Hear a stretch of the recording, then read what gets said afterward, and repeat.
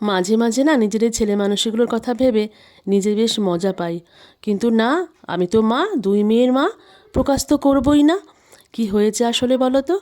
আমার ছোটো বোনের মেয়ে আমাদের বাড়িতে বেড়াতে এসেছে। আর সত্যি কথা বলতে আমার বড় মেয়ে না এই টিফিনটা খুব সুন্দর বানায়, মানে বিভিন্ন রকমের আইটেম দিয়ে। তো আমার ছোট মেয়ে আমার বোনের মেয়ের কাছে গল্প করেছে দিদিভাই খুব সুন্দর স্যান্ডউইচ বানাতে পারে। ব্যাস, ও তো বাড়িতে এসেই বায়না করলো, দিদিভাই আমাকে বানিয়ে খাওয়াবি?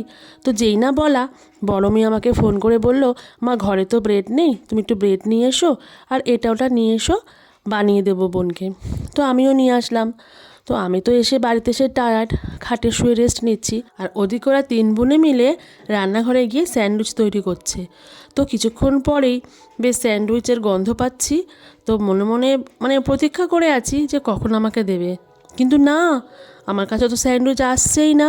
বেশ কিছুক্ষণ পরে গম্ভীরভাবে বললাম, এই কেমন বানালি, আমাকে টেস্ট করতে দিবি? তো আমি জানি আমার বড় মেয়ে কিছু বানালে আমাকে না দিয়ে খায় না, কিন্তু আমার যেন আর মানে মানে অপেক্ষা করা সহ্য হচ্ছিল না। তাই আমি নিজেই চলে গেলাম। তো আমি কিন্তু প্রকাশ করিনি যে আমি খেতে এসেছি। তো বড় মেয়ে আমাকে দিল এক পিস, কিন্তু না, ভেতরটা না বড্ড কাঁচা কাঁচা লাগছিলো, ভালো লাগছিল না। তো বললাম ঠিক আছে, ভালো হয়েছে। আর এদিকে দেখো দুই খুদে নাচ করছে টিভি চালিয়ে। তো ভাবলাম এটাও একটুখানি তুলে রেখে দিই। এই ছোটো ছোটো মুহূর্তগুলো তুলে রাখলে যখন ওরা বড় হয়ে দেখবে না, ওদের খুব ভালো লাগবে। অন্তত কেউ তো ওদের জন্য সব করে রেখে দিয়েছে। তো যাই হোক বন্ধুরা, কেমন লাগলো এই ছোট্ট ছোট্ট ঘরোয়া ক্লিপিং মানে ভিডিওগুলো তোমাদের সঙ্গে শেয়ার করব ভাবছি। তোমাদের কেমন লাগলো অবশ্যই কিন্তু জানিও।